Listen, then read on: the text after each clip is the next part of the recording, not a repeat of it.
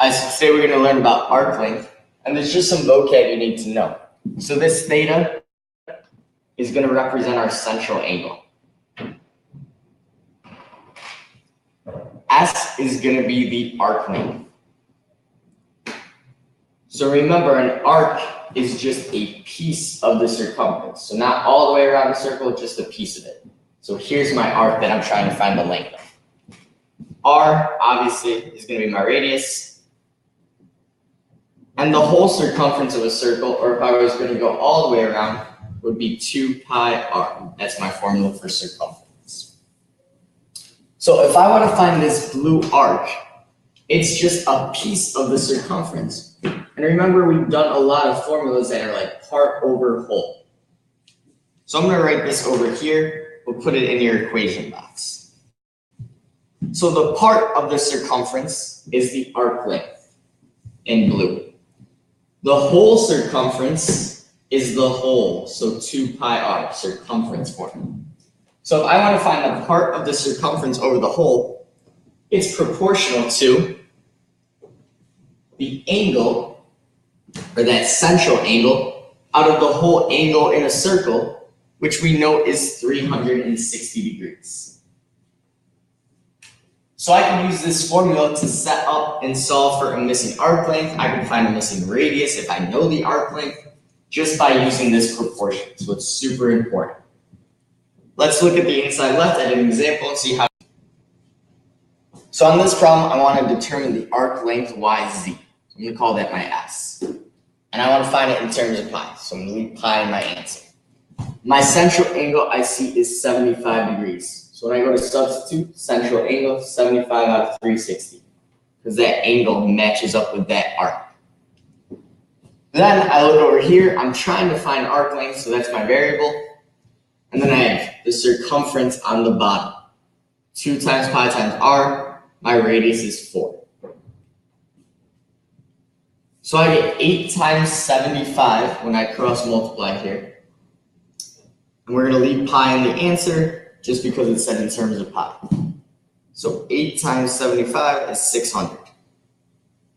So 600 pi equals S, make sure it looks like an S and not a 5, times 360.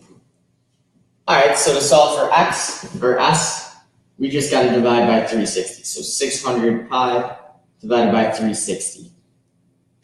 And then a lot of times when they say in terms of pi, it's on a no calculator part of the test.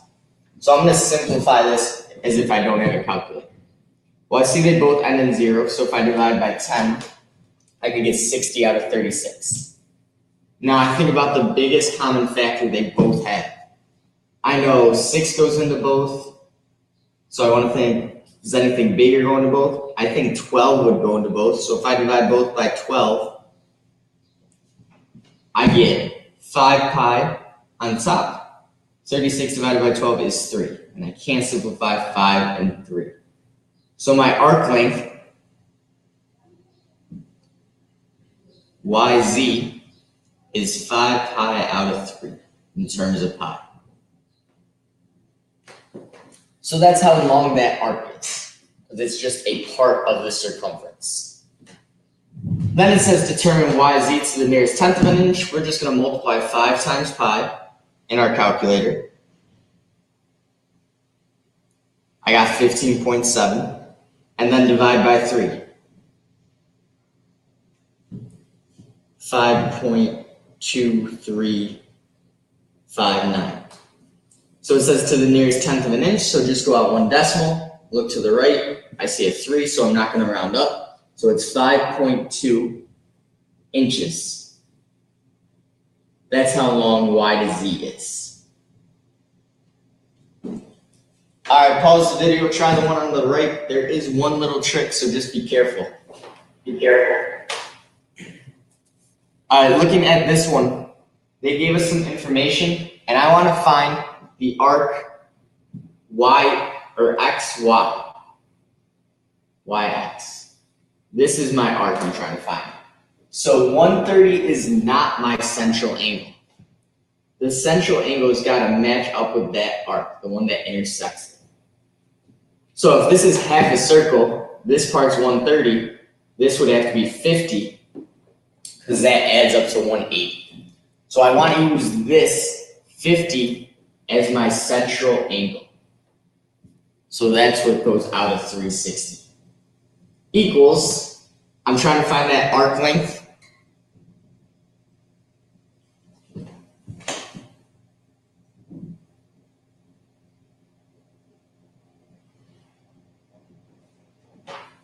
And the whole circle, the circumference would be 2 times pi times the radius. Again, another little trick. The radius is not 10. That's the diameter. So the radius is 5.